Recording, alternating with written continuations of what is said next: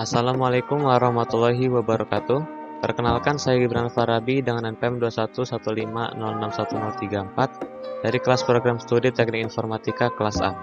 Pada video kali ini saya akan mempresentasikan materi yang berjudul Software Proses Model. Yang pertama, pengertian software proses model.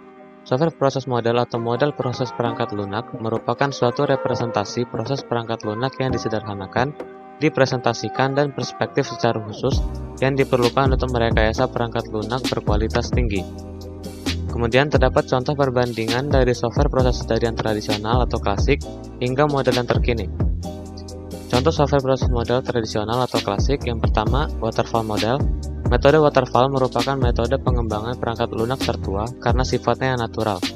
Dan metode ini merupakan metode pengembangan perangkat lunak tradisional yang sistematis, yang berarti secara bertahap atau berurut. Urutan dalam metode waterfall bersifat serial yang dimulai dari proses perencanaan, analisa, desain, dan implementasi pada sistem. Kedua, prototyping model. Model prototyping adalah metode pengembangan sistem di mana prototipe dibangun, diuji, dan kemudian dikerjakan ulang sampai hasil yang dapat diterima dicapai dari sistem atau produk yang dapat dikembangkan. Model ini bekerja paling baik dalam skenario di mana tidak semua persyaratan proyek diketahui secara rinci sebelumnya. Model ini merupakan salah satu metode pengembangan perangkat lunak yang cukup sering digunakan. Ketiga, V-model. V-model merupakan pengembangan dari model waterfall. V-model merupakan kepanjangan dari validasi atau verifikasi model. V-model adalah metodologi pengembangan linear unik yang digunakan selama siklus hidup pengembangan perangkat lunak. Dari ketiga model ini, masih banyak lagi yang merupakan contoh model tradisional atau klasik, yaitu spiral model, wheel model, dan rod model, rapid application development. Lalu ada contoh software proses model masa kini atau modern. Yang pertama ada extreme programming model. Extreme programming adalah suatu model yang termasuk dalam pendekatan agile yang diperkenalkan oleh Ken Beck. Menurut penjelasannya, definisi XP adalah metode pengembangan software yang cepat, efisien, berisiko rendah, fleksibel, terprediksi, saintifik, dan menyenangkan. Model ini cenderung menggunakan pendekatan object-oriented dan tahapan-tahapan yang harus dilalui dalam metode ini antara lain planning, desain, coding, dan testing. Kemudian ada Scrum model. Metode Scrum merupakan metode yang dimana orang dapat mengatasi masalah adaptif yang kompleks, sementara secara produktif dan kreatif memberikan produk dengan nilai setinggi mungkin. Dan metode ini merupakan salah satu metode rekayasa perangkat lunak dengan menggunakan prinsip-prinsip pendekatan agile yang bertumpu pada kekuatan kolaborasi tim, incremental product, dan proses iterasi untuk mewujudkan hasil akhir. Ketiga, ada Adaptive Software Development Model. Adaptive Software Model Development adalah metode yang diajukan oleh Jim Hicks Smith. Metode ini bisa dikatakan menggantikan metode pengembangan software waterfall dengan serangkaian perulangan berspekulasi, berkolaborasi, dan siklus. Siklus dinamis memberikan pembelajaran dan adaptasi kepada proyek. Karakteristik dari siklus hidup ASD adalah mengacu kepada misi fokus, berbasis fitur, perulangan, time box, risiko, dan toleransi yang berubah-ubah. Dari keenam contoh model tersebut, terdapat perbandingan antara software proses model, metode klasik, dan metode terkini atau agile. Metode klasik, yang pertama, tahap analisis dilakukan setelah inisialisasi proyek, lebih cenderung digunakan pada proyek-proyek yang memiliki timeline cukup panjang atau lebih dari 6 bulan.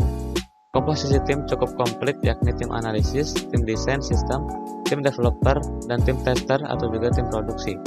Implementasi dilakukan secara keseluruhan dan hasil dari tahap ini berupa produk perangkat lunak yang siap rilis. Metode klasik memakan waktu yang lebih banyak dan metode klasik membutuhkan ukuran tim yang lebih besar. Sedangkan metode agile, tahap analisis dilakukan di awal proyek. Metode agile cukup fleksibel jika digunakan pada proyek-proyek kecil yang memiliki timeline singkat.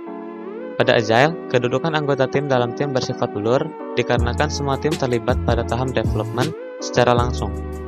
Implementasi dilakukan secara berkala. Metode agile memakan waktu yang lebih sedikit dan metode agile membutuhkan ukuran tim yang lebih kecil. Kemudian, kapan sajakah model-model tersebut dapat digunakan dan pada jenis perangkat lunak apakah software proses tersebut dapat diterapkan? Penggunaan waterfall model.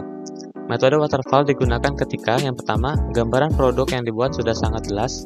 stakeholder sudah tidak bisa mengubah skop, risiko proyek kecil, tim memiliki kompetensi yang cukup dalam menjalankan proyek. Waterfall model dapat diterapkan pada jenis perangkat lunak, sistem operasi Windows, Android, dan sebagainya, serta dapat diterapkan dalam bahasa pemrograman PHP. Kemudian penggunaan prototyping model. Yang pertama, cocok digunakan jika sistem ingin cepat diselesaikan, ketika pengguna atau user tidak memiliki gambaran yang jelas mengenai kebutuhannya. Kemudian metode prototyping dapat diterapkan pada perangkat lunak seperti aplikasi Android. Kemudian ada penggunaan V-model. Yang pertama, ketika requirement didefinisikan dengan baik tanpa ambigu, digunakan untuk proyek berukuran kecil hingga menengah.